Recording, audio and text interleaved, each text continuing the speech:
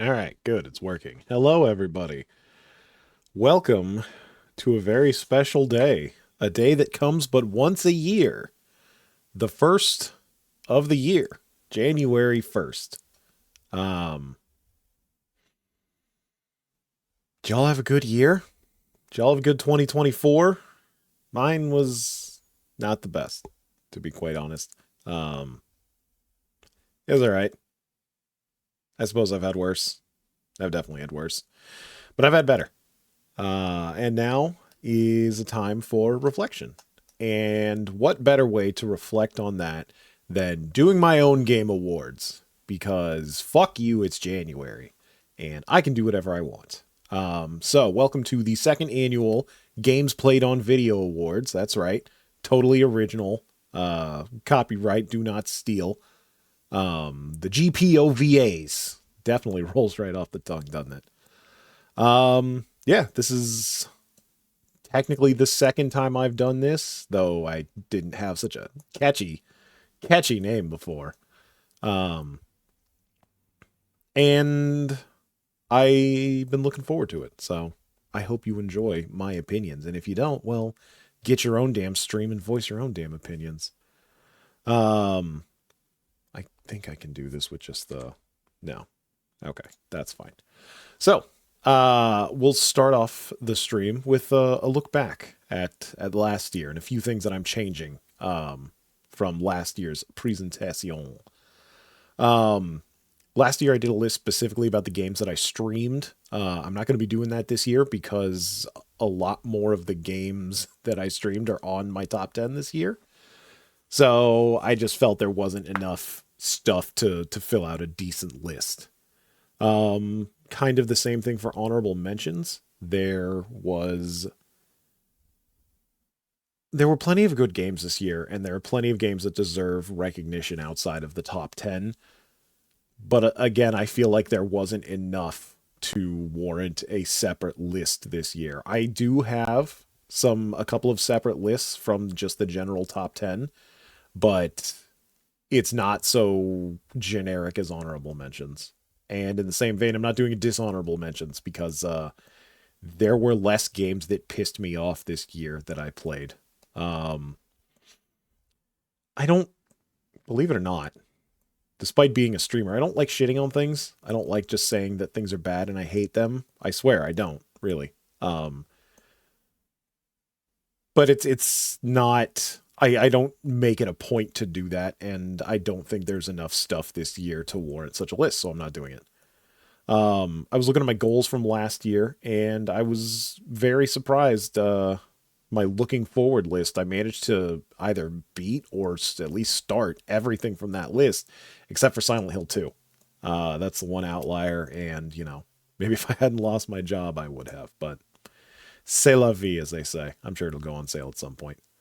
Um, Also, most of the goals that I set for myself, I think I met. No karaoke stream yet. Sorry about that. I'm still a little shy and wanting to get better before I decide to do that. Maybe this year. Who knows?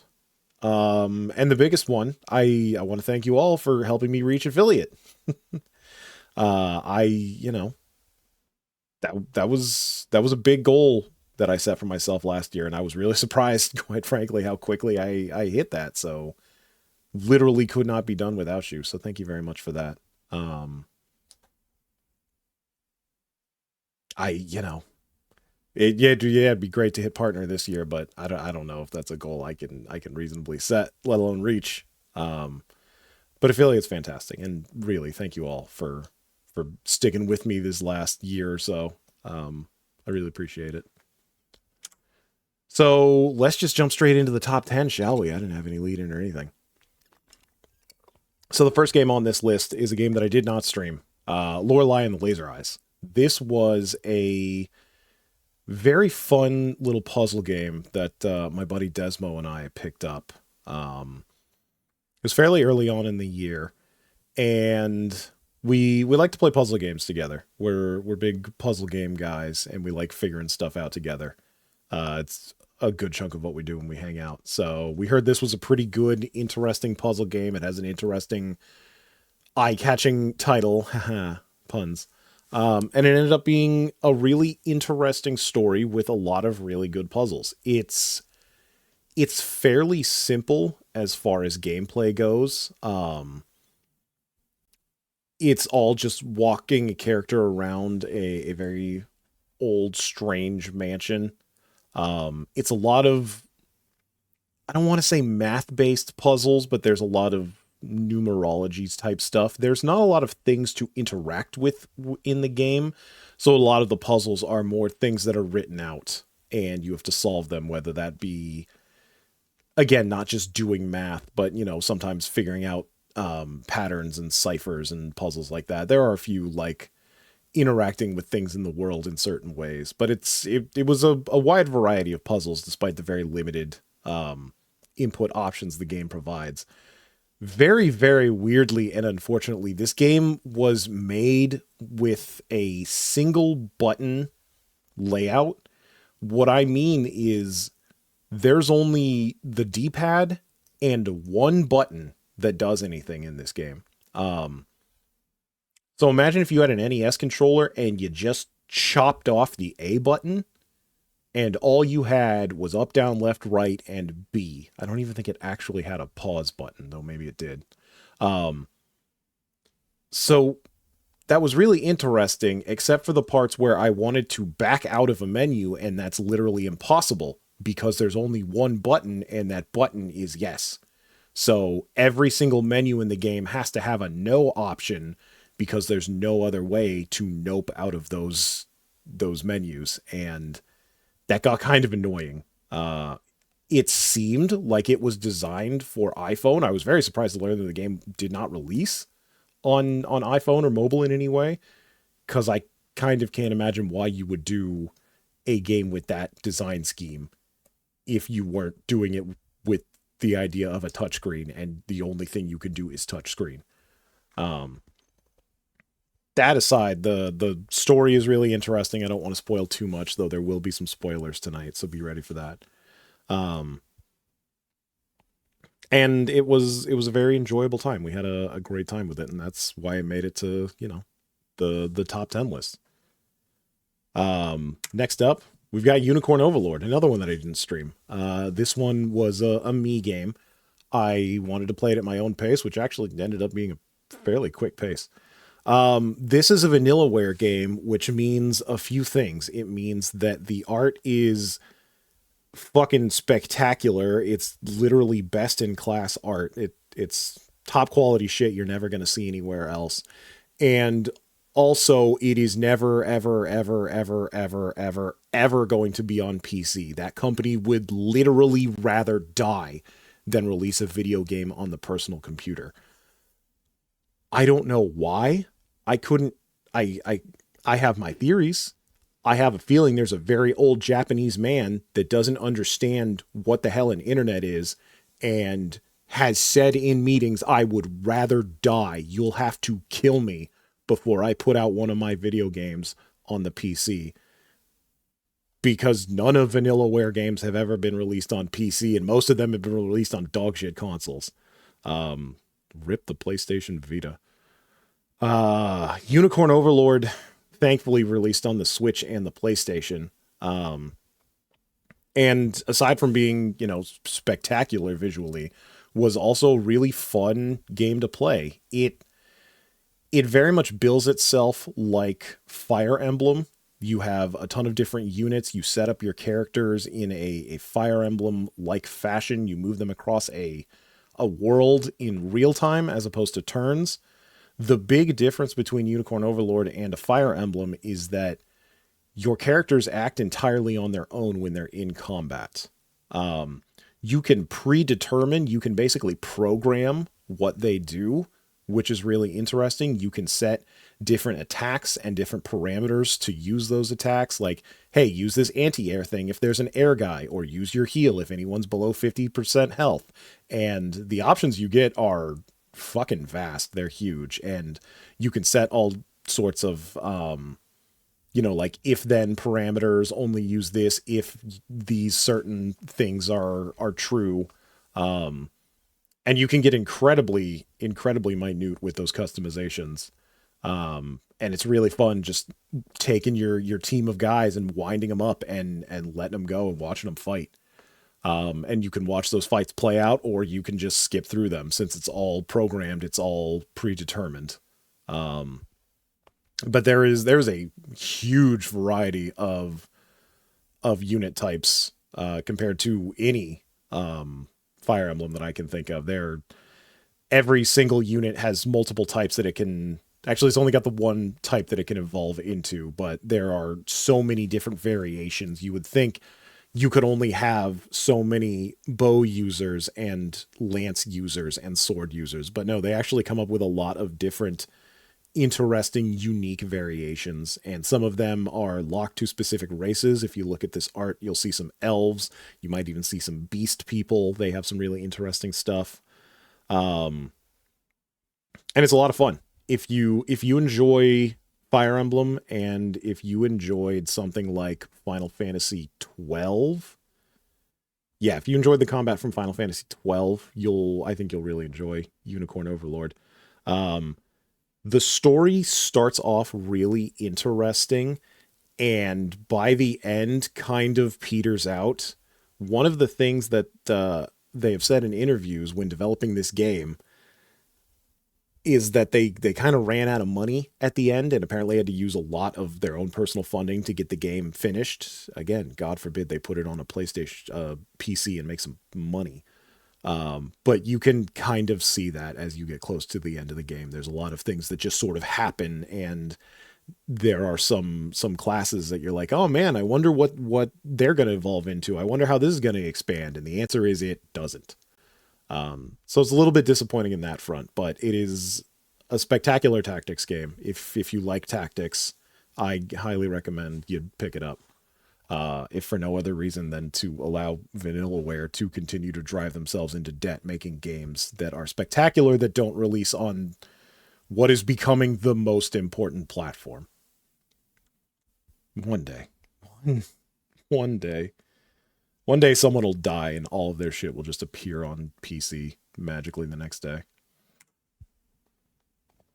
Next up on the list is something that a lot of people might be very angry to see at number 8 on the list, and I understand that, but this is my list, so tough shits. Yeah, Maker, I'm streaming. How you doing? That's why my name was yellow.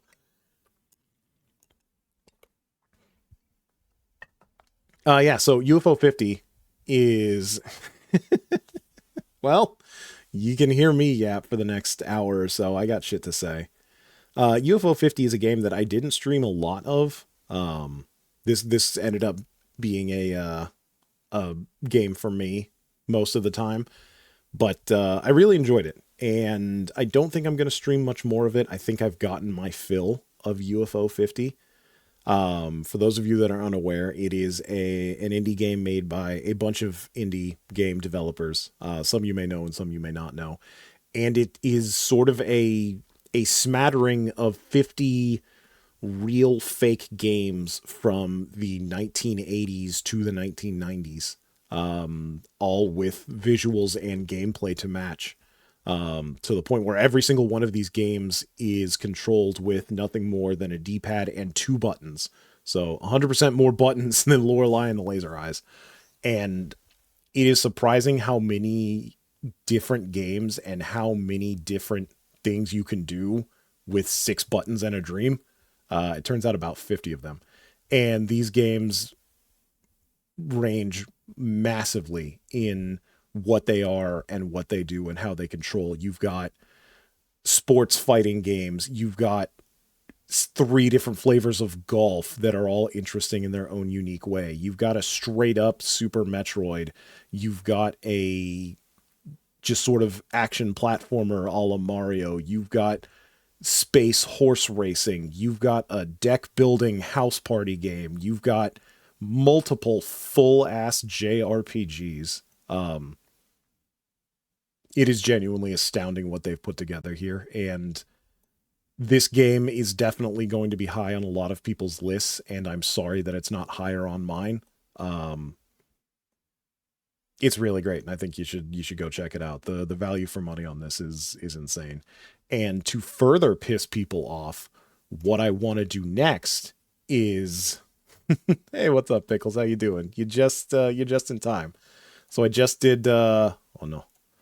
Oh no, I fucked it all up. What oh my god. Oh well, that's fine. I was just talking about UFO 50 as my number 8 game of the year. And I'm sorry if that angers people, but it's my damn list. And now to further anger people, I would like to live here on the stream today rank all 50 of the UFO 50 games.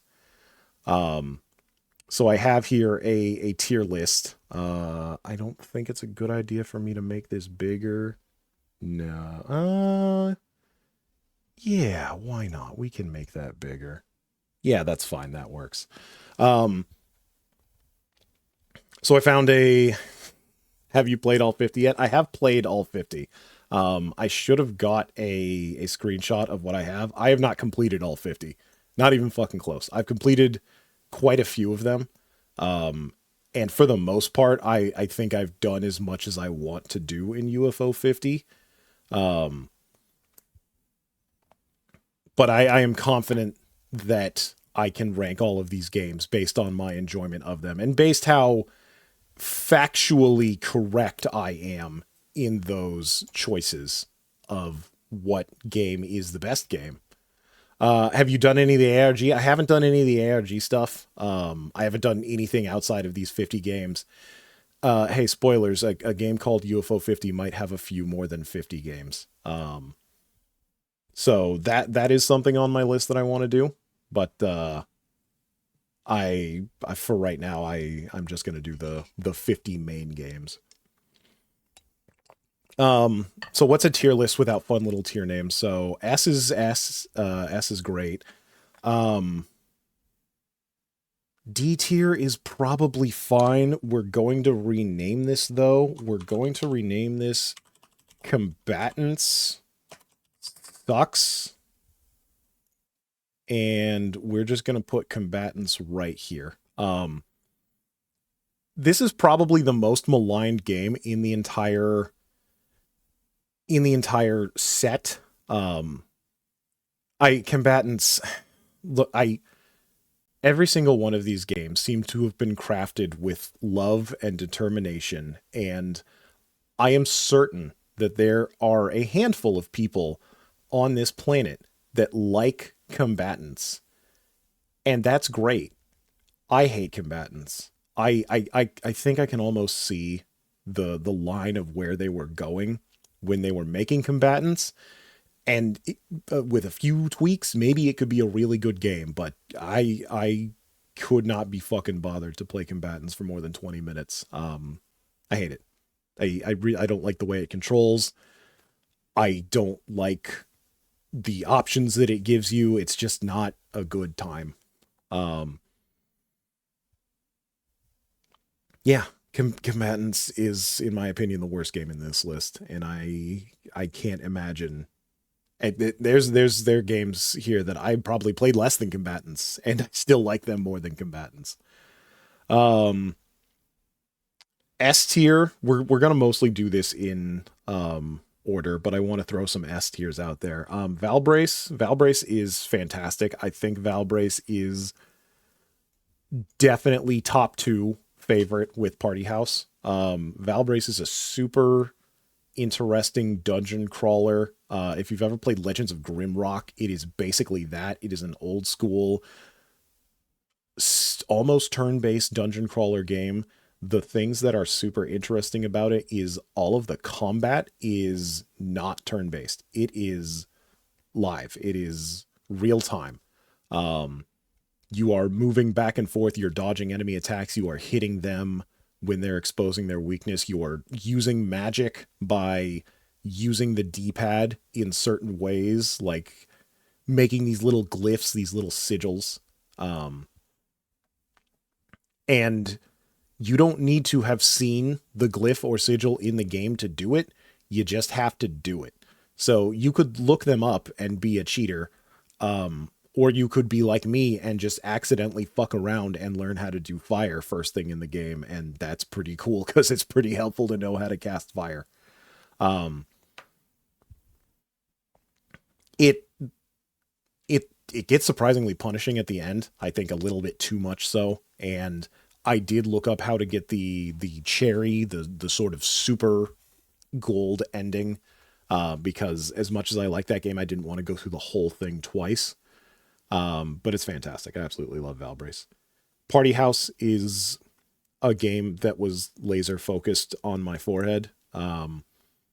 It's a deck building game, despite it not entirely looking like that when you first jump into it.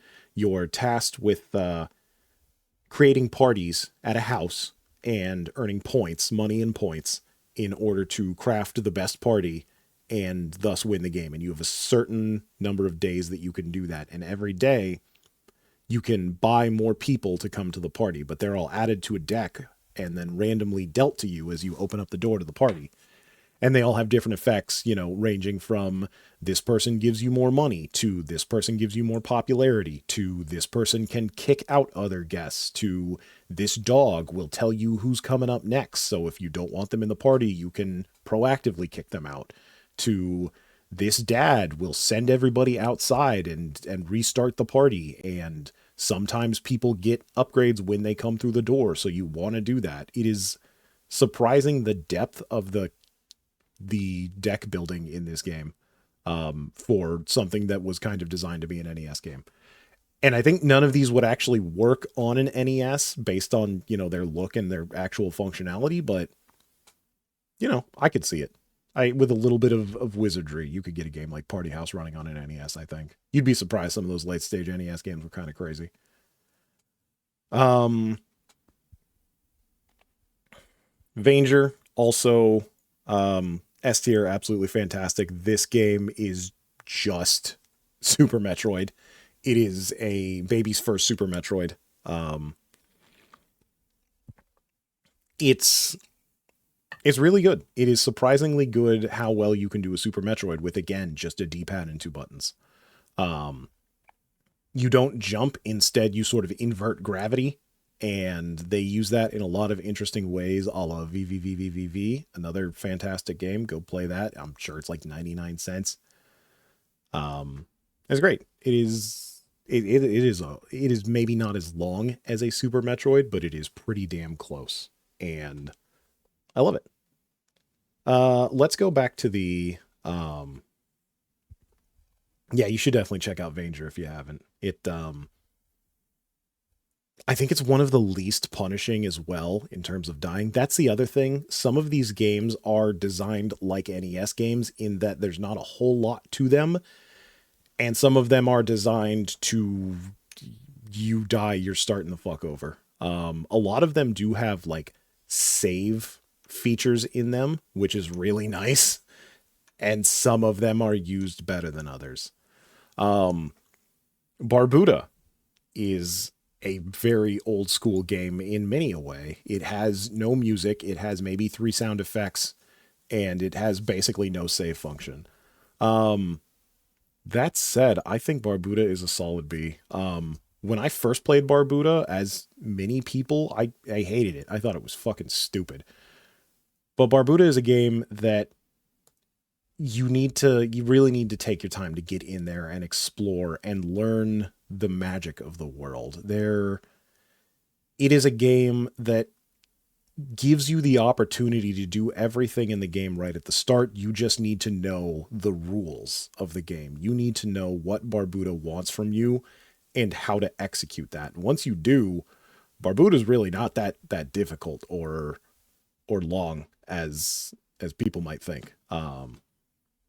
But it is very much, I feel genuinely bad for anyone who has that weird brain worm where they have to complete every single one of these games in order, because I feel like that is a horrible way to play this set.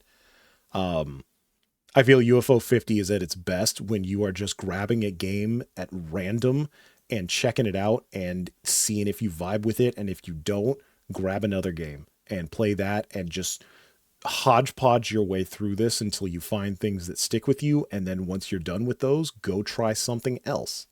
And then maybe go back to something now that you've tried these a little bit and give them another shot. Start thinking about them in different ways. Barbuda is one that I would have ranked much lower had I not given it that second, third, or even fourth shot. And I'm not at all butthurt that my buddy beat this like the first time he played it. Definitely not. Speaking of games that deserve more shots, I'm sorry I don't like Bug Hunter. I get Bug Hunter. I understand Bug Hunter, and I know the kind of person that likes Bug Hunter. I just don't like Bug Hunter. It's Bug Hunter is a puzzle game through and through, and if you've ever played something like Into the Breach, it is awfully similar to Into the Breach in a lot of ways. It gives you sort of perfect information on more or less perfect information. It's not quite, but fairly perfect information on what the enemies are going to do in a pseudo turn-based game. And you have a certain number of ability points to move and attack these enemies. And I get it. I've gotten fairly far in it. I haven't beaten it. And I have no desire to go back to it. Kind of similar to Into the Breach, funnily enough.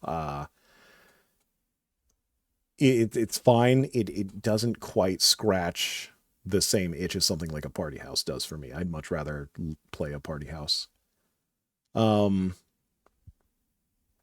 Ninpek, I'm gonna put in C tier. It's a very well made, fun side scrolling shmup. Um, with some interesting takes on the genre. Guess what? There's a lot of shmups in this game, and they all managed to do something really interesting to set each other apart in ways that make it seem like they are not just sort of all doing the same thing and cribbing the same notes. Um, I'm not sure if I would call Ninpek the weakest of that bunch. Maybe I would, but I don't think it's a bad game. I don't think it's on the level of a Barbuda. Um, I think it's fine. Um, Paint Chase. I think I'm fine putting Paint Chases at a B. Paint Chase is a there's not a lot to Paint Chase. It's fairly simple. If you've ever played any sort of mini game collection, particularly Crash Bash, you've played a game like Paint Chase where you're given an area and you need to paint over it with your color of paint. And at the end of the round, if you have the most paint, you win and you go to the next level. And there are other racers that are painting over your paint, and you can kill them with various weapons, and there are upgrades and cool little things in every level that make them unique. It's a fun little arcade game, and I like it. It's perfectly acceptable. Um, Magic Garden. Magic Garden is interesting. It's at its core, Magic Garden is Snake. Magic Garden is just Snake with some extra bullshit in there. You're a little girl on this, I don't know, 10 by 7, some number by some number rectangle, and you're walking around collecting these little guys, and you bring them to a spot, and you hit a button, and they turn into points. And if you're not fast enough, those guys turn evil, and you can't touch any of the things that are following you, and you can't touch the walls. It's Snake. But it throws enough in there to make it self unique to where it's not actually Snake. Um, but also it's Snake. Ain't nothing wrong with Snake. Snake's perfectly fine. Ah, I think it's about time for an A. I think Mortal is going to be that one. Mortal is super interesting. Mortal is a game with a surprising amount of depth to it. Um, it's a side-scrolling game where you're a guy trying to go from the left side to the right side, and you have 3 attacks. Every single one of those attacks kills you. It also does other stuff, like killing other enemies and making new paths for the next guy who you are going to try to get through the level. It's very interesting. It flies in the face of those people that want to perfect a game that want to complete things without taking damage or without dying, because that's literally impossible. The whole point of this game is to die multiple times. It is impossible to get through this game without dying, and I kind of wish I could peek in on someone desperately trying not to die while playing this game, because that is an exercise in futility. But it's really cool, interesting design for a platformer of, hey, your lives are many and their purpose is to be used. You are going to use these lives, whether it be to clear the path of enemies, to lock them away so they don't fuck with you later, or to create new paths for you. And even then, there's some interesting tech that I did not realize. You can combine these suicide attacks into multiple suicide attacks. There's some really cool shit. I still haven't finished Mortal. I need to finish Mortal, but it's a good one. I'm also going to put Valgress in A. Valgress is much more arcadey than Mortal. It's very much an arcade style game. You are a Samus type character who gets thrown into a Sarlacc pit, and you're trying to climb your ass out. And interestingly, you don't have a health bar. You can get hit as many times as you want by anything that's not the little spike column that is climbing its way underneath you. Now, getting hit by enemies will knock you sideways and take away control for a second, but you've got a double jump, and as we all know, double jumping is one of the best things in game design. And if you can double jump your way away from not hitting that little spiky thing, you'll be just fine. It's got an interesting mechanic where basically everything you stand on has a timer and it'll disappear. So you can't just stand in one space and think about what you're doing for too long. It's very frenetic. It's very much thinking on your feet. But it's fun and it's really cool and it's very arcadey. There's nothing wrong with that.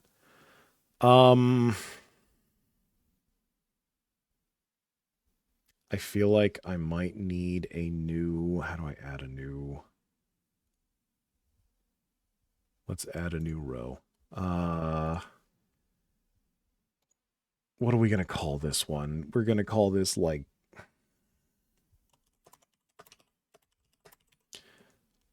I get it, but I don't want to play it. No. Planet Zoldath fits perfectly into this tier. I understand Planet Zoldath. I get the point of it. It's very interesting in that it's the first game that you run into that is like truly roguelike. It's not the last, but it is the first. Every single time you boot up the game, you land on a different planet with a different makeup of NPCs. Sometimes they're friendly, sometimes they're not. The entire map is shuffled. The items you can get are shuffled. How those items work is shuffled sometimes. It's really interesting. The problem is it plays like beans. I don't like moving around. I don't like interacting with stuff. I don't like how flimsy your character is. I don't like the way the health upgrade system works. It's an interesting game. If you are one of those people that loves making your own map for a game, you'll fucking love Planet Zoldath. Because that's basically what it is. And every time you die, you take that old map and you throw it the fuck out. You start over. But it's not for me. No thank you, Planet Zoldath. This next one I've seen fairly low on some people's lists. And obviously it's because they're stupid and I'm smart. No, I'm joking. It is not that. I don't want to be perceived as that much of a douchebag. But I really like Tactics. Tactics is a game where you really have to pay attention to the instructions because they don't really give them to you again after the very start. Once you get Tactics, once it clicks with you, it is a really interesting pseudo turn-based, believe it or not, tactical game. You basically have these little guys that are going from the left side to the right side, and you are trying to get them to touch your opponent's base 3 times so that you can kill it. And there are a bunch of different guys who all have different abilities and different strengths and weaknesses. And learning what those are and how to best use them to beat your opponent, who always has more people than you. Um, Kind of the entire point of the game is that you are always outnumbered and you need to outthink the opponent because they will overrun you if you are not being more tactical than them. Um, if that's your kind of thing, if that's your kind of jam, you'll fucking love a tactics like I did. I am I am I thinking that a tactics deserves to be in S tier? Actually, I think maybe it does. Actually, I think I don't know. I feel like there needs to be some no. A tactics is great. A tactics is definitely. I don't like ranking anything below S, quite honestly, but I love a tactics. I think it's fantastic. Um, Similarly, but not quite as good in my opinion, is Devolition. I think Devolition is a solid B. I think it is a great little pseudo tactical game where there's a bunch of enemies on the screen, a bunch of devils, and you are given these different fireworks or other devils. It's kind of unclear what they actually are. You're given a stockpile of those to kill all of those devils and to not kill your townspeople. And they all have different sort of blast radiuses. Sometimes you'll get a frog that hits like 2 squares forward and backward, and sometimes you'll get a guy that hits in like a T, and sometimes you'll get a cannon that shoots everything in one direction. Um, so not only do you have to set up these fireworks to hit all of the enemies, or at least enough enemies so that your team outnumbers theirs, you also have to chain them all together. You get to set off one at the start, and then after that, everything just keeps going. You're basically setting up a very violent chain of dominoes. Um, and if you are some sort of like fucking gigabrain savant who can set this up without just going from start to finish, you'll find this game incredibly easy. If you're the rest of us, it's a really interesting game that gets really hard when your plan gets fucked up a little bit and you have to try and think on the fly. Um, it's really interesting for that. It is a great puzzle style game. Um, I don't like the cherry requirement where you have to beat it with a certain number of points. Maybe that's just because I'm bad, but it's a fun ass puzzle game, and I think you'll see going forward. I tend to favor the puzzle games. I like using my brain. I like feeling like I'm smart, whether or not I am. Well, I'm a fucking VTuber, so can't be that smart. Um, I think I'm gonna get Kick Club, and I get it, but no. Um, there's nothing wrong with Kick Club. Kick Club is a perfectly fine, acceptable video game. If you've ever played original Bubble Bobble, not the one where you're shooting bubbles at the top of the screen, actual Bubble Bobble, wandering around shooting bubbles at guys to encase them in bubbles and then touching them to kill them. It's very similar to that, except you're a little possibly Spanish boy with a soccer ball and a dream. And you can only attack the enemies with the soccer ball, and it acts like a soccer ball. You can kick it, you can head it, you can do all that stuff. But the soccer ball don't move unless you move it. And it's interesting. It's perfectly fine. It's just not really my thing. Um,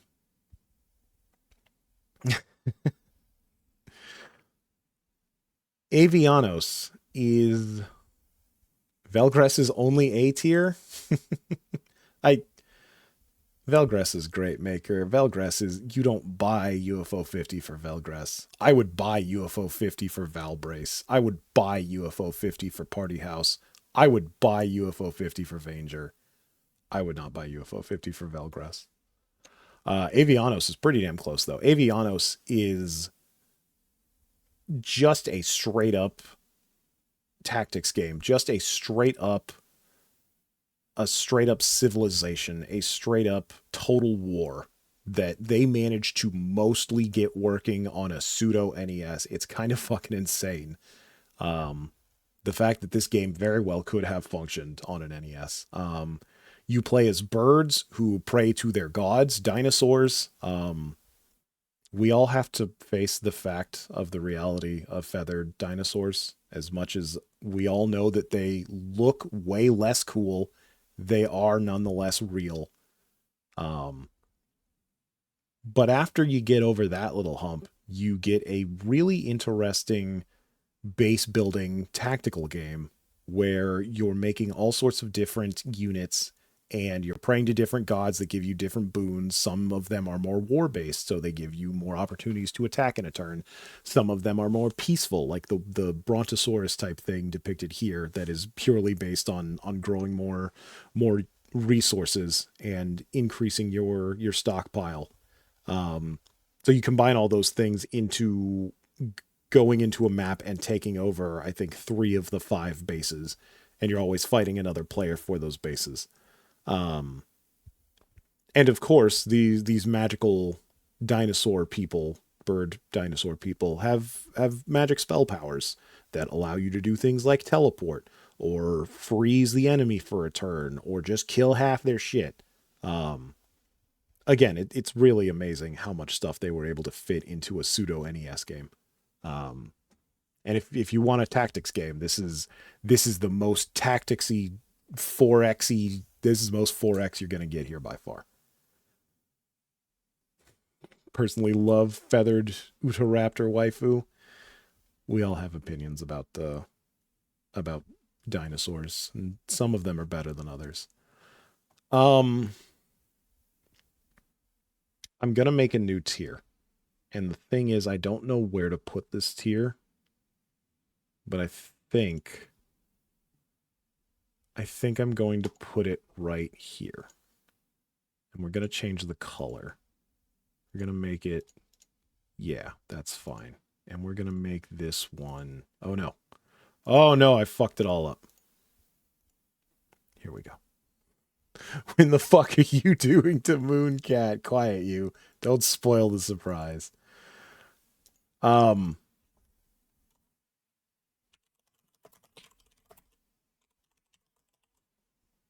This is a tier called motherfucking Mooncat. Mooncat is a fantastic game. Mooncat is a game that could very easily be its own game sold for its own price tag. Maybe not $20. Maybe you could expand Mooncat a little bit and then it'd be $20. But Mooncat is a game literally unlike any other on this list. It is a platformer, and despite having access to 2 buttons, the creator of Mooncat, who may or may not be Mr. or Mrs. Bennett Foddy, decided, fuck that, it's actually a 2-button platformer. So half of your button make you go left, and half of your button make you go right. And it is a mental fucking triathlon trying to get the idea of left and right on your D-pad being virtually meaningless and wrapping it in this burrito of D-pad go left and A and B go right. And it's something that feels like you're splitting the fucking atom when you finally figure it out. And then every once in a while, your brain will try and go back to the norm, to what it understands as regular, and you'll feel like the dumbest motherfucker in the world. And that's when you know you're playing Mooncat. It is a game that will single-handedly rewire your fucking brain, and I don't think I can play platformers quite the same as I did before experiencing Mooncat. It is literally one of a kind. And it's a lot of fun. It is a good-ass platformer. I wish it was longer. I would play a standalone Mooncat in a second. Getting the cherry is a little bit of bullshit, a la Bennett Foddy, but what isn't? But Mooncat is spectacular. There's not quite enough there for me to put it in S tier, which is why it's getting its own tier, but motherfucking Mooncat. Um, Bushido Ball is a game that I thought sucked for quite a while. And then I finally got into it and I realized it's just oh my god, it's just Windjammers. Bushido Ball is Windjammers, and Windjammers is pretty fucking rad. Um, it's it's Windjammers. It's tennis. It's you play as these Japanese characters who all have very different ways of interacting with the ball in the Bushido Ball, and you play tennis. And they all have different speed and power and special abilities, and it's really cool. And again, it's a game that feels like it could very well have been on an NES. Um, it's great. I don't think it's quite a tier level, but I really like it. Um, hey, what's up, Ravy? Nice to see you. We're rating UFO 50 games before I get back to my top 10 for the year. I think I think Block Koala is a game that might be pretty divisive. I'm sure there are people that love the shit out of Block Koala. I get Block Koala, but I don't think Block Koala is for me. Is UFO 50 good and authentic? UFO 50 is very good and very authentic. Highly recommend this game. It's number 8 on my top 10 of the year. And now we're breaking down that 8 into 50 pieces. Block Koala is a puzzle game. You are a koala, you push blocks. I know, hard to believe, right? And there's some interesting puzzle elements to it. I think I beat like 10 or 12 of the levels in Block Koala, and then I got kind of bored with Block Koala, and I was done. I feel I had seen all Block Koala had truly had to offer. And maybe there's more, and I'm just never going to see it. Block Koala is fine. If you want a puzzle-ass puzzle game, go Block Koala. Um, Camouflage is a great game. Camouflage is Camouflage seems like it's going to be a platformer from the outset, and you learn very quickly that it is in fact a puzzle game. Um, Camouflage is a very simple game. You are a chameleon, and you reside in a world of things that wish to eat you, and you cannot fight them. All you can do is camouflage, and there's a few different types of terrain that you can camouflage onto. And very interestingly, one of the two buttons that you get outside of camouflage is see enemy sight range. And you can see exactly where the enemies are looking. And if you're not the same color as the ground when they're looking at you, they'll eat you. But if you are, you're invisible. And all you have to do after that is crawl to the exit. It's beautiful in its simplicity. And it turns into a real brain buster near the end. I also accidentally cherried this one because the cherry was just like, hey, get all the little side bonuses in every level, and I was just doing that because I was like, well, I don't want to come back and do these levels, and it ended up being a lot of fun.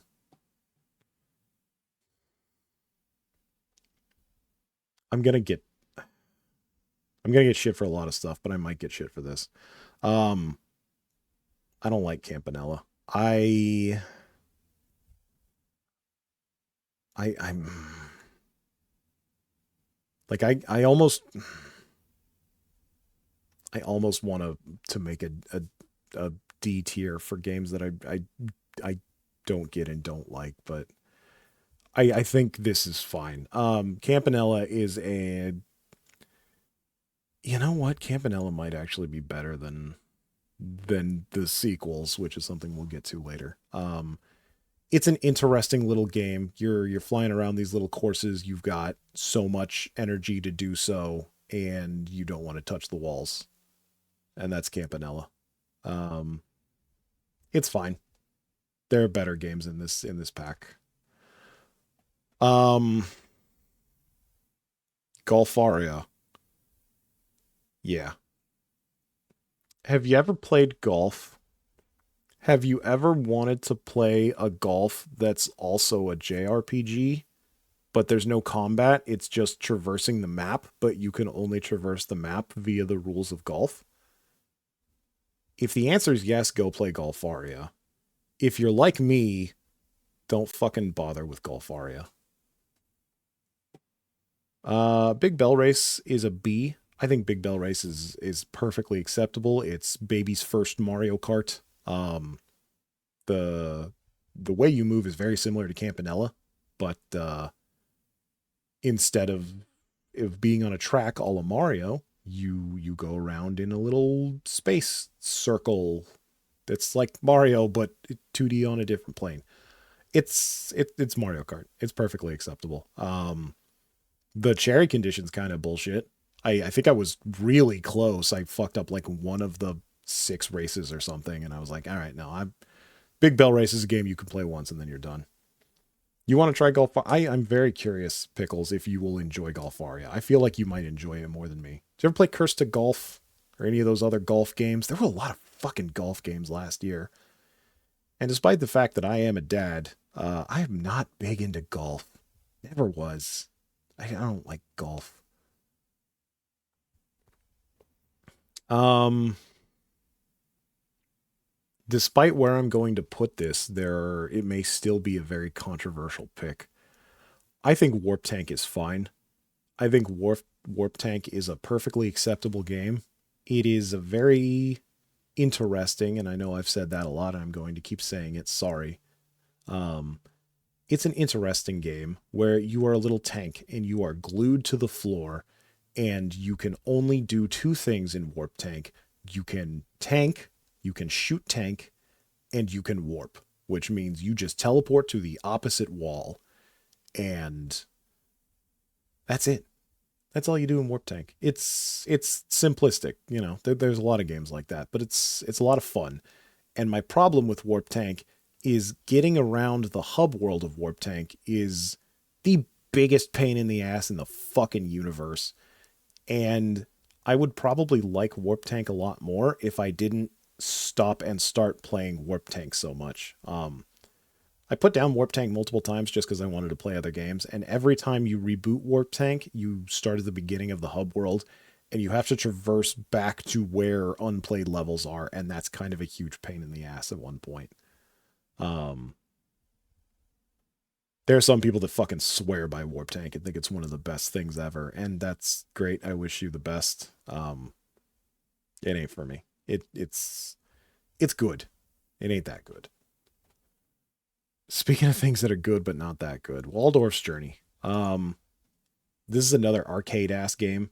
You are a walrus. You can jump, which is not something walruses can do, and you can fly, kind of, which is again not something walruses can do.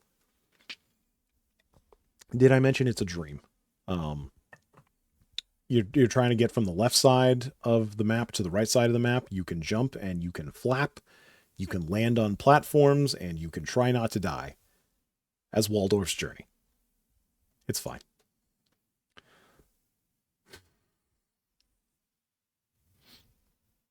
Do you see a twerking caveman in the Waldorf's Journey icon?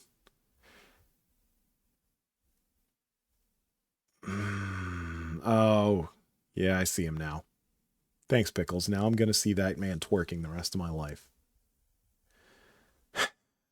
Waldorf's twerky. Porgy is a game that I do not like. Um, I didn't beat Porgy, you know. If that devalues my opinion, so be it. I get Porgy. I played quite a bit of Porgy. I watched Vincent McVine beat Porgy.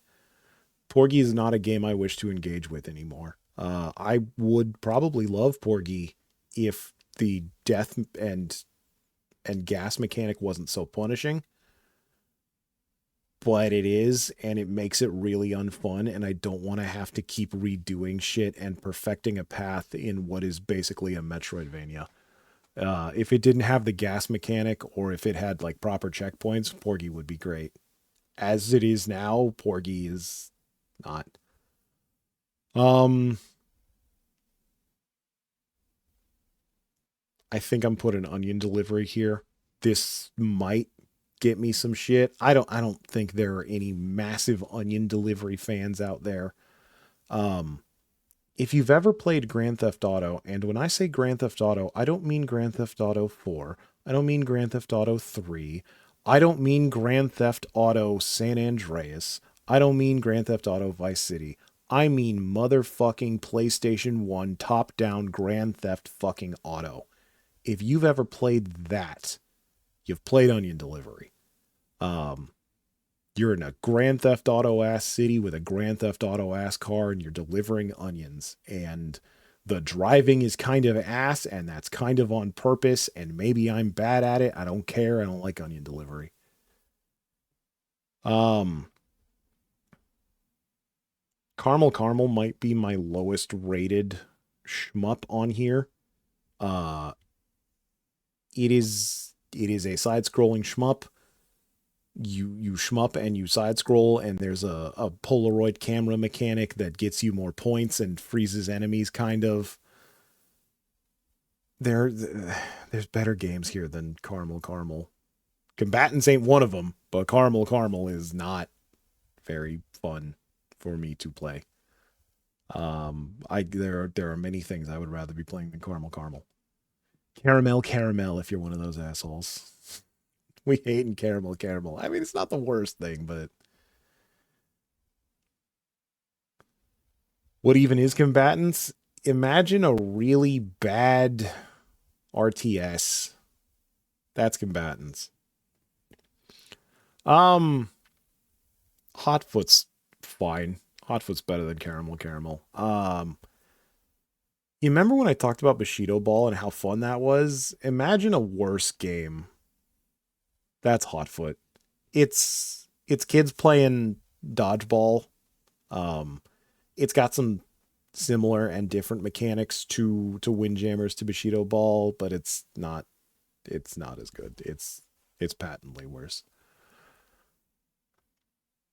Divers is a weird game. I I want to put Divers in B tier. I understand what Divers wants, and part of me wants to do it. But the rest of me does not want to fucking do what Divers wants me to do, which is Divers is a game that is 50% JRPG and 50% the swimming section of Teenage Mutant Ninja Turtles for the NES. And it's not quite as bullshit as that in terms of swimming around stuff, but it is. Divers is better than Porgy, but they're not too dissimilar. And if Divers had some actual fucking checkpoints or didn't require me to grind so much to get some levels to explore, Divers would be a good ass game. As it is, Divers is a C. Divers is fine. If you like Ninja Turtles, play Divers. Rail Heist. Rail Heist is a B. Rail Heist is fine. I think some of the later levels are a little bullshit. It's a very interesting. There it is again. I'm so good at repeating myself. It is. I'm just gonna say unique. Whatever. It's all the same shit. They're all so unique and interesting, guys. I'm sorry. I've only got so many words in me. But Rail Heist is cool.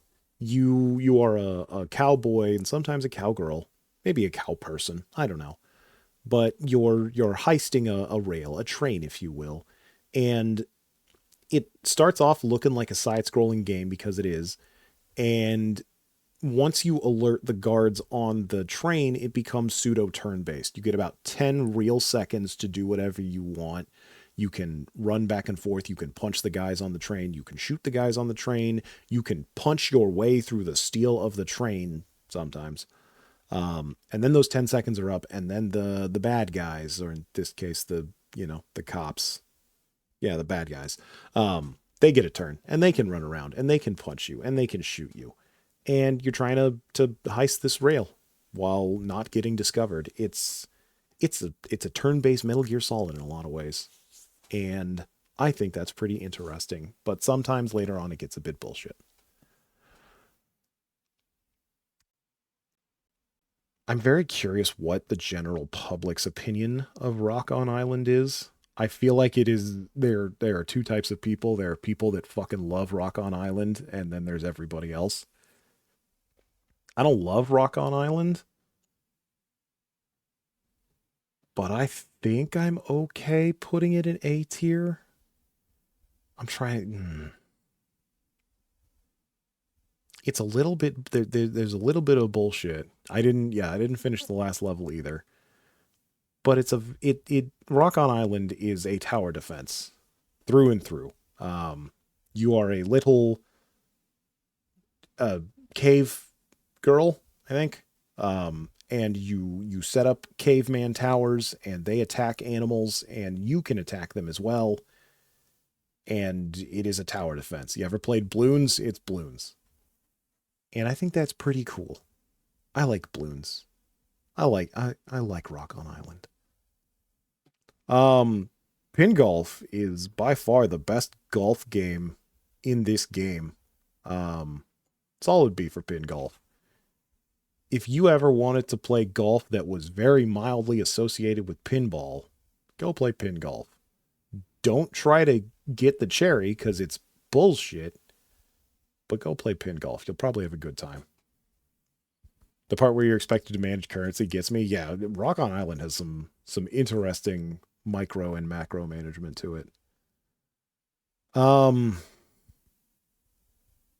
Mortal 2 is like a hair's breadth away from I get it, but no. Mortal 2 is one of the closest things this game has to like Spelunky, which is not a game I genuinely enjoy. I liked the level basedness of Mortal, and I don't like the open world and heavy class based nature of Mortal 2. And I think it was interesting. It was a really interesting thing to take the very basic concept of you have only one thing to do, and that is die, which isn't quite the case in Mortal 2. Sometimes you have other abilities, but for the most part, all you can do is die. And translate that into a much more open world. I just didn't jive with it very much. Speaking of things that are perfectly fine, but I didn't jive with, and I'm going to rate it lower because it's my list, Fist Hell. It is, as the old people call it, a belt scroller. It's a side-scrolling beat 'em up. And if you want one of those, Fist Hell is it. Surprisingly, it's really the only one. If you don't like what it has to offer, or if you're not super into that type of game, Fist Hell's not going to give you anything particularly new. Overbold. I want to put Overbold in A. I like the character. This is one of those continuation games. It's the same character from Velgress. Spoiler, she gets out of the Sarlacc pit and dyes her hair, I guess. But I just don't think I like it quite enough to put it in A. I think it's a little too punishing. I really wish it was a bit longer in exchange for being a bit less punishing, but that's not the game we got. Here's a reference for literally no one. If you've ever played Ratchet and Clank Deadlocked, Overbold is that, but for the NES. And that is the only explanation I'm going to give you. Campanella 2 is described to me as the most game that is like Splunky. And like I said, I don't like Splunky. I don't like Campanella 2. It is very reminiscent of a game that I do like called Blaster Master. Go play Blaster Master. I don't like what Campanella 2 has. I don't like the save system that they went for, and I don't want to play Campanella 2 anymore. And it is right where I want it to be. Hyper Contender is the fighting game, ass fighting game, and there are two types of people in this world. There are people that think Hyper Contender belongs in S tier, and there is the rest of us. And I am the rest of us. If you wanted a 2-button platform fighter for the NES, go play Hyper Contender. And if you don't, then there are 49 other games you can play. Rakshasa is the most interesting of the shmups. Maker, you would fucking love Hyper Contender. Rakshasa is the most interesting of the shmups because it's more like what's that stupid game that I never played? Contra. It's very Contra coded. It's not so much an auto scroller, but it's Contra is a shmup, and I'll fight anyone who says otherwise. And Rakshasa is very similar to that. It's not. I don't love Rakshasa, but I get it. I jive with it. I think the death mechanic is super cool. Whenever you die, your ghost appears, and you have to collect these little things. And if you could do that without your ghost dying, you can come back. So you can never die, but that ghost sequence gets harder and harder the more times you die. So there is an upper limit to your resurrections, but it's a cool ass Contra like. Star Waspir is a shmup.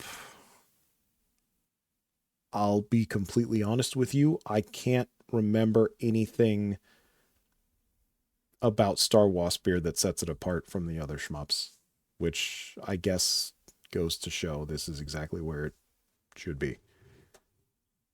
Did you want another shmup? Play Star Waspir. Grimstone is a game that I have not finished.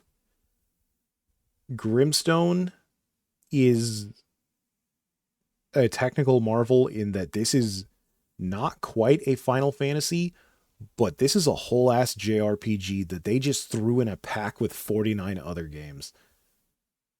They could easily have sold Grimstone on its own, and people would buy it and praise it. And it's good. It's really good. It's got a really interesting character picking mechanic at the start where there's like 6 or 8 different characters and you can only have 4, and each one of those characters is unique. I think it does a bit of a poor job of telling you what is unique about those characters, particularly that the dog does not follow your orders one bit. But the amount of depth that 1/50th of this $25 indie game has is insane. Grimstone is worth checking out, even if you're not into JRPGs. Just check it out and remember that there are 49 other games and Grimstone. And that's why it's getting an A, for sheer value, if nothing else. Lords of Disconia is great. Do you like... I'm going to let you kids in on a little secret. I never played with Beyblades at all. I thought they were stupid. I thought they were the dumbest thing in the world. I didn't know why all of my friends thought Beyblades were cool. I don't know why my wife thinks Beyblades are cool. I never understood Beyblades. They're little tops and they fight, and that's it. You turn that into a video game, now you have my fucking attention. Yeah, crucify me for my hatred of Beyblades. It's fine. You and everyone else in 6th grade.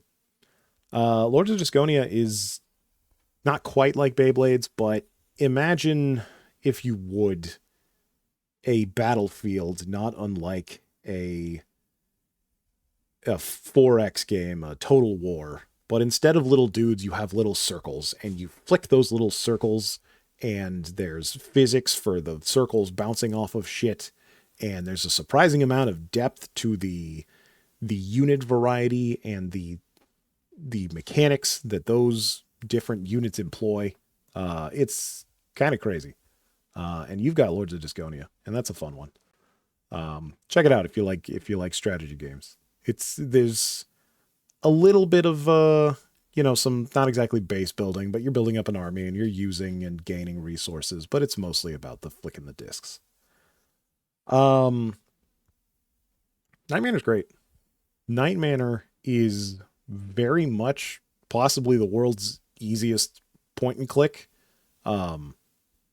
It's really just a point and click. There's not much to Night Manor, but if you've ever wanted to play baby's first Um, what was that fucking game series with the Scissor Man?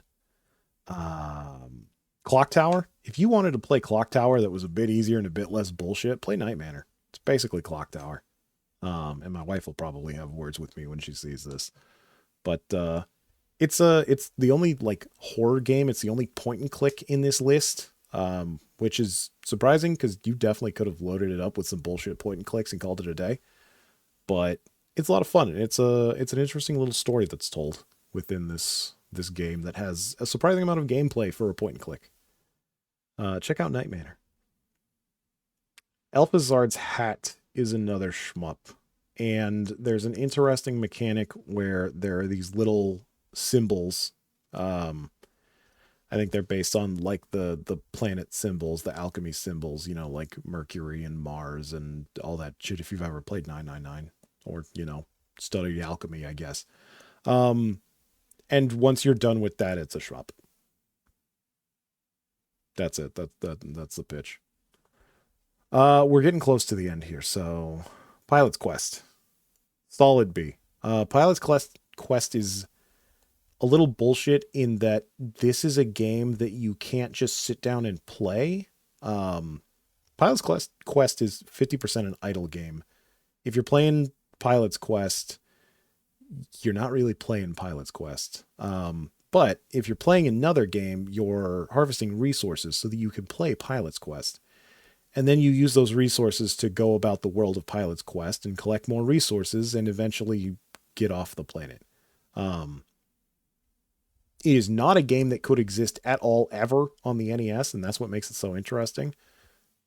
But it's also the only, like, fucking clicker, the only idle game on here. And the gameplay is fine.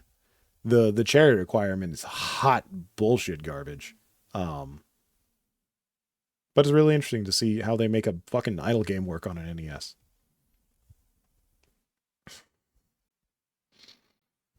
I really need to think about this one because, as I've said before, I'm going to get shit for it. I think Mini and Max is fine. Mini and Max is the platforming adventure game of the set. It is a very well made, very cohesive. I'm trying desperately not to use the word interesting. It's a cool game.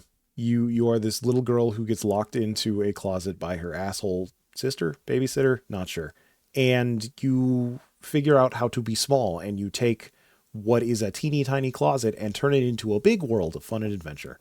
And there's a lot of cool shit to explore and find. And at the end of the day, it's fetch quests the game. And sometimes you jump on stuff. I wish if there was just a little bit more to the combat, this would be an easy A and maybe even an S. It's a little too simplistic, but it's very charming. And you should check out Mini and Max, if for no other reason than to see the charm on display in Mini and Max.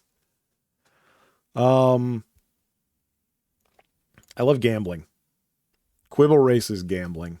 Quibble Race is horse races, but instead of horses, they're these little alien boys.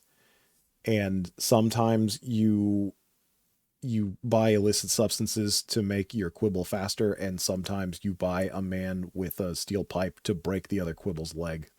And that's really funny. I have a problem. Okay, yeah. Campanella 3 and Seaside Drive have their pictures reversed, which isn't the biggest problem in the world, but it's funny. So we're going to go with the name of Campanella 3. Campanella 3 is unlike Campanella 1 and 2, and that kind of makes it better than Campanella 1 and 2, but I still don't like it. It's like a weird sort of NES style first person shooter. It's hard to describe. It definitely can cause nausea. There's no real exploration or anything like Campanella 1 and 2. I'm kind of very curious why they even called it Campanella 3. It is so dissimilar to Campanella 1 and 2. Um, Maybe there's some ARG shit that I'm not privy to, which explains why it's called Campanella 3. Um, but I don't know because I don't like Campanella 3. I know it's got the Campanellas in it, but I like functionally it's so dissimilar. Seaside Drive, which should have this car because you're driving by the seaside, is great. It's good. You you're driving down a road and you shoot enemies. It's kind of like a Metal Slug if Metal Slug was a bit of an auto scroller. Um, and also your gun's power is dependent on how much you slide. You When you're moving, you can either move right, you can accelerate, or you can brake, you can slide, you can what's that stupid word? Drift. You're not really drifting because you're not turning. Um, but drifting increases the power of your gun. So you have to manage not getting shot with making sure your gun is powerful enough to kill the enemies in a reasonable amount of time. And that's a pretty interesting little gameplay hitch to what is otherwise basically just Metal Slug. I think Cyber Owls is also a solid B. Um, Cyber Owls is the most diverse game in this, and what I mean is Cyber Owls is four separate games all in one game. Um, if you've ever played DuckTales for the NES, imagine if all of those places also played completely differently. There's a level that's just a side-scrolling beat 'em up. There's a level that's literally Metal Gear Solid. There's a level that is Wild Gunman. Um, there's a level that's Seaside Drive, funnily enough, or sort of like a side-scrolling fucking Spy Hunter for all of my Spy Hunter fans. Where y'all out there? Um, it is cool how many different games they managed to cram into this one game, and its fatal flaw is that the lives are very limited and it's not very forgiving.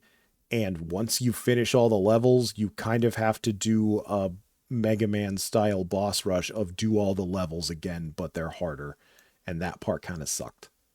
Um, but outside of that, Cyber Owls is fine. It's great. It's good. So yeah, that that like I said, this is the definitive ranking of UFO 50 games. This is exactly where they all should be. This is exactly where they all will remain till the end of time. And I'll hear no debate on the matter. So I'm not going to save here because I don't want you guys to see files, and I have a feeling that's going to happen. But I'll put that on the slideshow for later. So, after that 1 hour, I don't want you guys to get spoiled. After that little 1 hour detail, let's get back to the top 10 list, shall we? So, number 7, Balatro. Welcome back to Andrew Pisses Off the Internet by, well, that was my name. Oh, well. Welcome back to Papa Pisses Off the Internet by just rating their favorite games much lower than everyone else. Balatro great. I love Balatro. I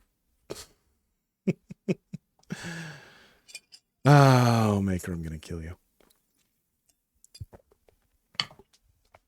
Balatro great. I love Balatro. I feel like I don't need to tell any of you about Balatro because all of you know what Balatro is.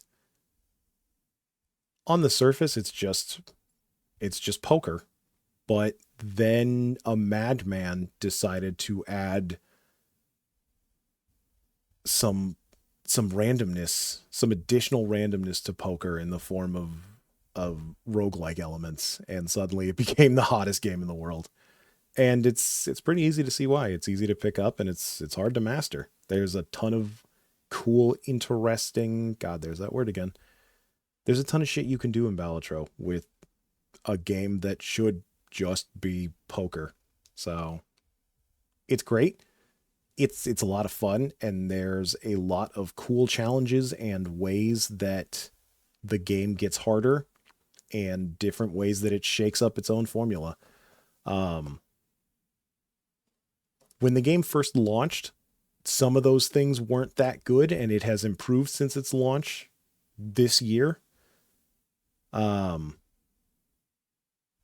but I still wish there was a little bit more. I always wish there was a little bit more. And people are working on mods all the time. There's all sorts of custom shit you could do to give you tons more Balatro. But I'm good with the amount of Balatro I've Balatroed. And I think 7 is a very respectable Balatro to Balatro. Balatro. Here's another game that people are probably just asking, what the hell is this doing on this list? This is a game nobody's heard of. This is a game nobody's talking about. Well, I've heard of it, and I'm talking about it. This is my goddamn list. Dragon's Dogma 2 is a fun game. It's one of the most fun things I played all year. I didn't stream it because unfortunately the game runs like complete and utter ass, and streaming made that even worse. But when I wasn't streaming, for a good couple of months, I was playing Dragon's Dogma 2. And I am not one of those people that was singing the praises of Dragon's Dogma 1 and like going out there and telling people, oh man, Dragon's Dogma 1 is this diamond in the rough. It's so good and so weird. My buddy is one of those guys. He was telling me about Dragon's Dogma 1 and he tried to get me to play it, and I kind of bounced off it, and I was hopeful but a bit skeptical of Dragon's Dogma 2. But I got it, and I was really impressed by the depth of the world, by the depth of the gameplay. The class system has been a bit hobbled compared to the first Dragon's Dogma from what I've been told. The first one was much more focused on the weapons, and this one is much more focused on the classes, which gives them a more specific identity, but takes away some of the player choice that the first one had. But the classes are all very unique and all do things that are completely different from each other. And if you don't like one class, I guarantee there's a bunch of other classes that you will like. I will say, if you're playing this or Dragon's Dogma 1 for the first time, don't start off as a mage. I fucking love mages. I fucking love magic. I can't think of the last time I played World of Warcraft and wasn't a mage. The magic system in this game is not made for human beings. It's made for NPCs. Try it out later on in the game when it's much more easy to swap to another class, and I think you'll have a much better time with it. And if you don't end up liking it, if you end up liking it, hey, more power to you. It's fine. But this is a game that unfortunately suffered from running like complete ass and seeming to have run out of budget near the end. The game kind of peters out. It's got an interesting ending, but getting there, you could definitely see the cracks in okay, we need to speed this thing along. But dollar for dollar, pound for pound, minute for minute, I can't think of something I had more fun with this year than Dragon's Dogma 2. And that only gets it to number 6 on the list. Another Crab's Treasure is a game that I almost forgot came out this year, because I feel like I've always had another Crab's Treasure. It feels like it's always been a part of me.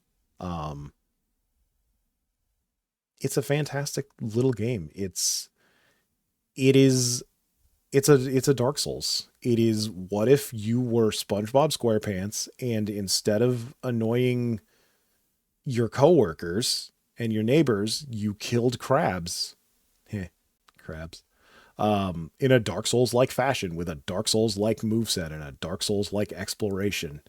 And actually a pretty interesting and compelling story for what if you were a crab living in an ocean full of trash, which is just the ocean, because it's full of trash. There's definitely a bit of of biting commentary there. But underneath all that, it's a really well made Souls-like. And if it weren't for Elden Ring putting out some DLC, I'd say it's the best Souls-like of the year. It's fantastic. Go play it. You will not play a Souls-like with a better color palette, I can promise you that. Number 4 is Metaphor ReFantazio. I ended up playing a lot of fucking JRPGs this year. I like me some JRPGs. I got nothing wrong with them. I would not call them my favorite genre, but if you looked at the games I played this year, you'd be hard pressed to say otherwise. However, Metaphor ReFantazio is the best JRPG of the year. And quite possibly ever. It's fantastic. It is from the makers of Persona, something that they desperately want you to know because they want a series that they wholly own. Fun fact, Persona is based on a book, kind of. There are elements of it that are based on a book to the point where they don't own that. And I guess that's more Devil Summoner and the other thing that I have never played and don't really care about. But yeah, Metaphor it may as well be the next Persona, but it doesn't take place in Japan. It takes place in a fantasy world, and it plays like a Persona. It looks like a Persona. Some people will tell you that it sounds like a Persona. I have said this before, and I have gotten shit for it, and I will continue to get shit for it. I think the soundtrack in this game overall sucks ass. I am very disappointed with the soundtrack, especially from the people who made Persona 5. There's literally one track in this game that I can say I like, and the rest of the game I'll happily play on mute. And apparently I'm fucking crazy, because everyone else loves it, and the problem must be me. But once you get past that weird little sticking point of mine, you've got the best goddamn JRPG I probably have ever played. The game oozes polish. The game has quality of life like you wouldn't fucking believe. It's got one hell of a class system. And unlike regular Persona, you can customize all of your class, which is something you can do in SMT, I'm sure, but I'm not playing SMT, sorry. Quite honestly, the part about Persona I like the least is the Pokemon, and this game don't have none of that. It's just got straight up classes, and goddamn do I love me some classes. So if you want a Persona or an SMT with less Pokemon, go play Metaphor. So here's the SMT. You don't think you can really customize the classes? Yeah, but don't you, you have Pokemon, you have your demons, and you can change those up, right? So it's not like Persona where you can change all of your stuff and all of your companions have one Persona that they use the entire game. That's my understanding of it anyway. Like Persona I've played, SMT I've never played. But yeah, this is the only other side list outside of UFO 50. Less classes, more Pokemon. Yeah, that's what I figured. And this one I didn't want a number, but I think they're mostly in line. I did want to do a shout out to the sort of old games that I played this year, be they new games that feel old, like Ding Dong Summer Resort, or remakes of old games like Paper Mario, or just old games that I streamed this year. I wanted to shout these out. And Ding Dong VG Summer Resort is a fantastic little browser game, which is not a phrase I get to say very often in the year of our Lord 2020 something. It's made by a cool guy who has a lot of love for some old ass browser games in the form of the Nicktoons Summer Resort or the Cartoon Network Summer Resort. It wasn't Nickelodeon, it was Cartoon Network. Some nerd's gonna blast me for that. And it looks so similar to those games, you wouldn't believe that it was made almost entirely from scratch. There's some very interesting little dev diary type streams he did where he talked about making this and how fucking hard it is to make games now that Flash is dead. But he put together a interesting homage to those old browser games. And quite honestly, I am also impressed that the game runs nearly flawlessly on a phone.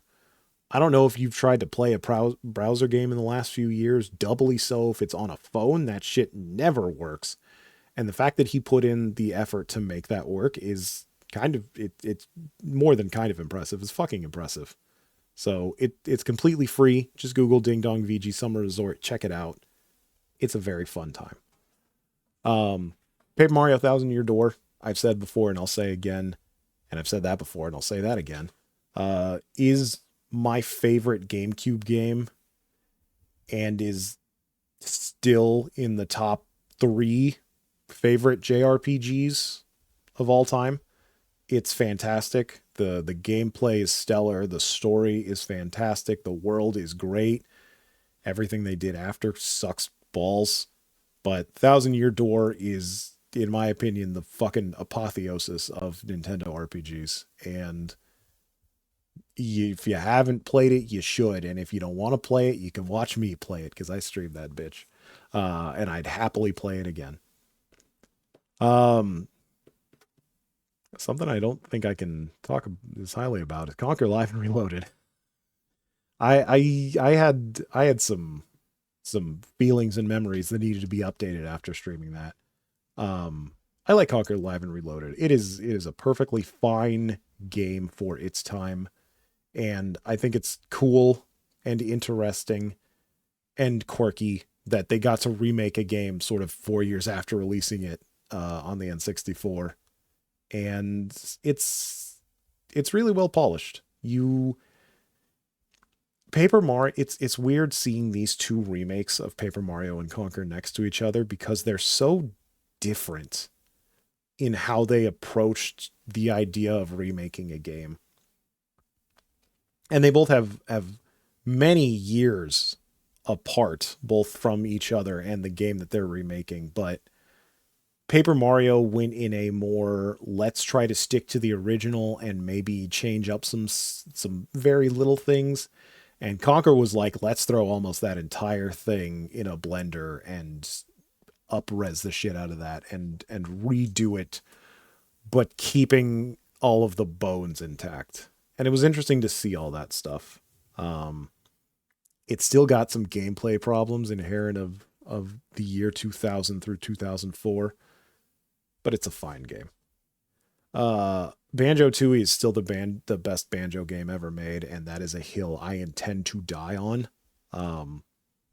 I know it is the least popular opinion. It's not the least popular opinion I have, but it's certainly one of them. It's the least popular Banjo opinion there is. I don't know, maybe you like the Game Boy Advance games? Whatever, fuck you. Banjo-Tooie is great. I love Banjo-Tooie. I love streaming Banjo-Tooie. And it's kind of annoying that like a month after I finished it, they released it on N64. But I needed to play some Banjo-Tooie this year, and I'm glad I did. And then Majora's Mask is another game I love, and you wouldn't know that looking at my streaming schedule because I streamed it like twice this year and then just sort of dropped it. Not because I disliked it. Just so many other fucking games came out. And other things happened, and I just couldn't get back to it. But I promise you, more Majora's Mask streams are coming, whether you like it or not. So get ready, because it's my favorite Zelda. Just like Tooie is my favorite Banjo. Anyway, back to the top 10. Papa, how could you put Game of the Year Astro Bot at number 3? It's the game of the year. It's the best game of the year. And there's no way I can address this without pissing off somebody. So I guess I just have to kind of throw that out the window and do my best. Astro Bot's a good game. Astro Bot's a great game. It was clearly made with a lot of love and was made to be the best damn platformer you've played in the last 5 to 10. The last since Mario came out. And it accomplishes that goal spectacularly, near flawlessly, I'd say. But at the end of the day, Astrobot is kind of just a very nice, very simple platformer. And I wish desperately that there was a little bit more meat on them, their robot bones. Um, I have nothing bad to say about Astrobot except that I wish there was more Astrobot. And that's not, I don't think that's too bad of a problem to have. If you own a PlayStation 5, go play Astrobot. Who knows? Maybe if those people at Sony have a brain in their fucking heads, they'll put it on Steam because it's the best damn advertisement the PlayStation's ever fucking had. They won't, but hey, maybe. Maybe we can live in a fantasy world together. Anyway, Astrobot's great. Go play Astrobot. Number 2, Final Fantasy VII Rebirth. Fuck, this game came out almost a year ago. This game came out like, what, January, February of this year, of last year? Damn, time flies. I was more than a little trepidatious going into Final Fantasy VII Rebirth. I love Final Fantasy VII. It is probably my favorite game. Judge me of that opinion how you will. But I do loves me some FF7. And I liked FF7 Remake. I can't say I was in love with the overall direction it went, but I was willing to follow Nomura and the rest of the crew down this path of what if Final Fantasy VII was a bit different. Thank you, Candle. I'm glad you enjoyed it. I had a spectacularly fun time streaming it. Streaming the finale of Final Fantasy VII was probably the best stream of the year for me, and almost all of that is thanks to all of you. So again, thank you all for being here. Thank you all for helping me do what I do. Because I'd still be here even if this house was fucking empty. But you guys make it a lot less boring and a lot less sad to not just be a guy talking to himself on the internet playing video games. Anyway, back to Final Fantasy VII. The game's not perfect. It's a bit bloated. There's a little bit too much. And too much of a good thing is a bad thing. And I feel like they could have cut back on some of the fat a little bit. But outside of that, I don't think I can really knock Final Fantasy VII for much else. Oops, all mini games. And some of those mini games are really fun. The story, despite, funnily enough, having the opportunity to disengage even more from the original Final Fantasy VII, chooses to stick to that original story much more than the previous game. There's some stuff that they add with Zack, and there's a few changes that they make. Some of it's good, some of it's not. But I think at the end of the day, the entire package is a phenomenal game. It's great. I enjoy myself some turn-based RPGs, but I also like action RPGs, and I think Final Fantasy VII does the best of any game to date of bridging the gap between an action RPG and a true turn-based JRPG. And I think the improvements they made in this game over remakes are 100% well made and nothing but improvements. The previous game, I think, was a little bit slow and just didn't give you quite enough options later on in the game. And I think the sort of heavy reliance on party attacks and party mechanics in this game just made the massive fucking party that you have seem that much more robust and varied, when at the end of the day they're not all too dissimilar from each other. because you can put whatever materia you want on anybody. Just about anybody can do just about anything. To the point where Cloud can just fucking fly now. Him being grounded was a big point of the first game is, hey, the guy with the gun is the only guy that can shoot. And then in this game, they're like, we kind of need other characters to have some sort of range. And despite losing that uniqueness, they still managed to keep everyone unique and fresh and give them all something interesting and cool to do with each other. Never in my wildest dreams would I thought Barret and Red 13 would become such an iconic duo. They certainly have their moments in the original Final Fantasy VII, but Dog Dad has reached new heights with Rebirth. And then I think that's kind of at the core of what I like about this game so much, is that it manages to expand on all of these characters in ways that I think for the most part are positive and interesting and good, and not just like weird shit that they did because they needed to fill time. It all makes sense. It's all coherent. And if I could dive into spoilers for just a moment, the more and more I think about the end of the game, the more and more I like it. Going into this, I was very skeptical that they'd be able to pull off the ending. They made it very clear that this game was going to end at the point in the series where Aerith dies. And I didn't think that they could do that scene justice, because that scene brought me to tears as an 8-year-old boy, and it brings me to tears now. And it's a very powerful and emotional scene.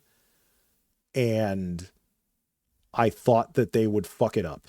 I did not have any faith in them. And I spent a good chunk of the last few years trying to figure out. Oh, Pickles knows. Don't worry about it. I spent a good chunk of the last couple of years trying to figure out how they would end the game. And I came up with a bunch of scenarios, and all of them were wrong. And I'm really impressed that they managed to both kill Aeris and not kill Aeris, and that's somehow the best ending. I think that's really, really fucking cool, and my favorite word, interesting. And I'm really looking forward to what they do with the final game in this series of Final Fantasy VII. I am fully invested. I'm fully on board. You have proven to me that if absolutely nothing else, it'll certainly be an interesting ride, and I'm here for it. So, Final Fantasy VII, it's got a few cracks, but it's a damn good game. And now, I probably should have put a little intermission slide. Before I get to the final game, the game of the year, I want you all to know that this list is definitive. Everything here is said with 100% certainty. In fact, it is immutable, and I will not hear any opinions to the contrary. These are the games of 2024. And they are chosen by me with whatever fucking criteria I see fit. And I don't care what you think about that. And also, I am stronger and more powerful and have better opinions than Jeff Keighley. Because Elden Ring Shadow of the Erdtree is the game of the year. Thank you. Good night.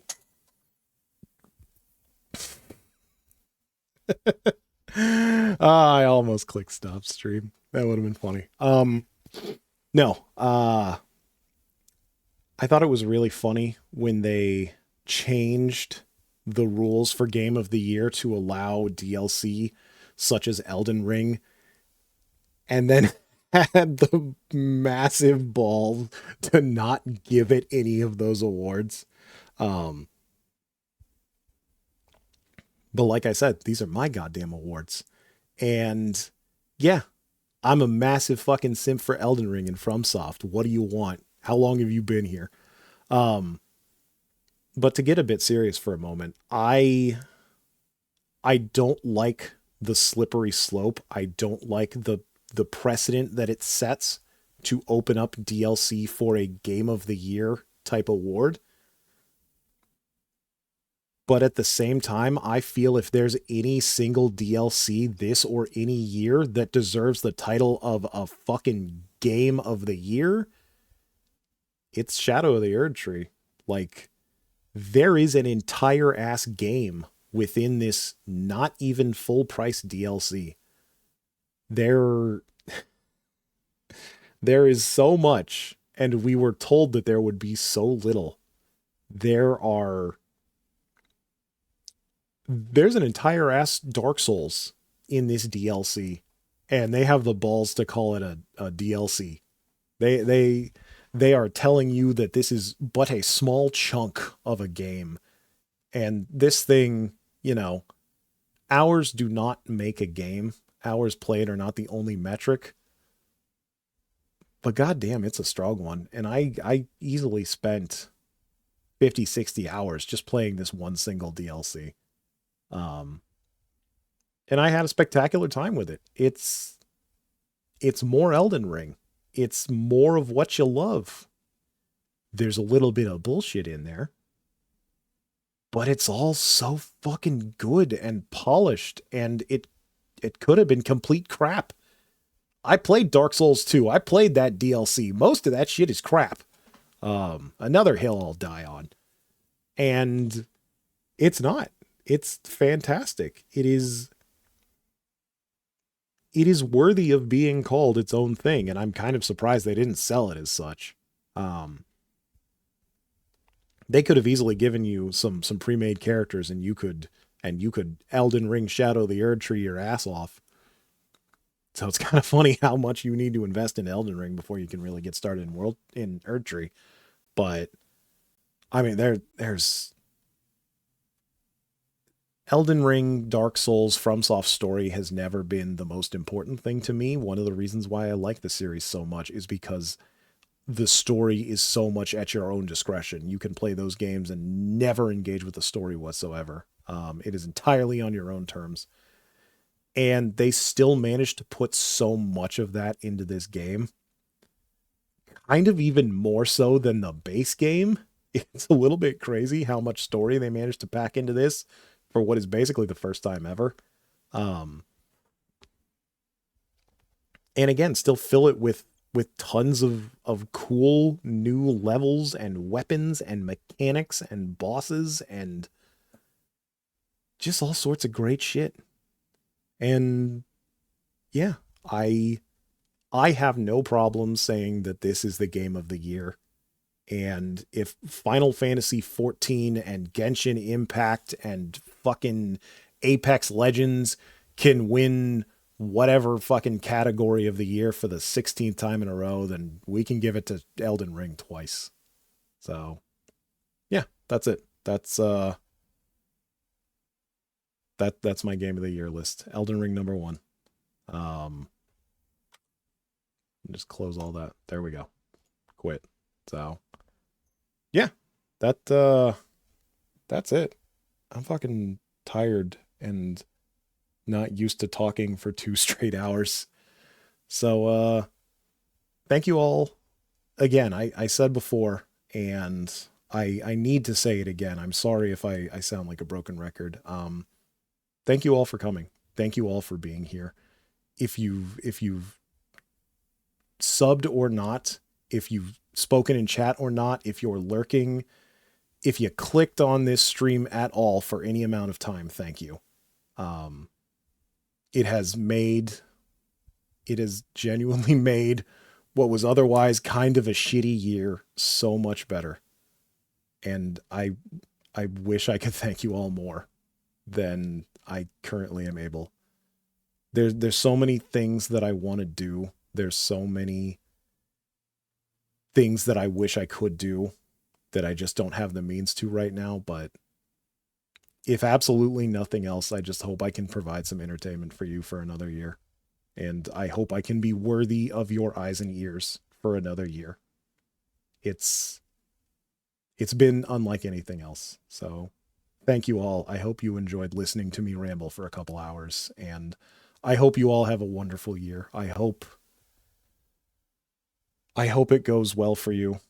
I hope it's better than the last year, however good the last year might have been for you. I know there's some struggles ahead for everybody. I I don't want to directly address it, but I ain't gonna sugarcoat it. There's some shit a coming. But thank you all for making it a little bit brighter, and I hope I can do the same for you. So thank you. Have a good night. Have a good year. And if you want, I'll be back tomorrow with some sort of video game. So again, thank you. Good night.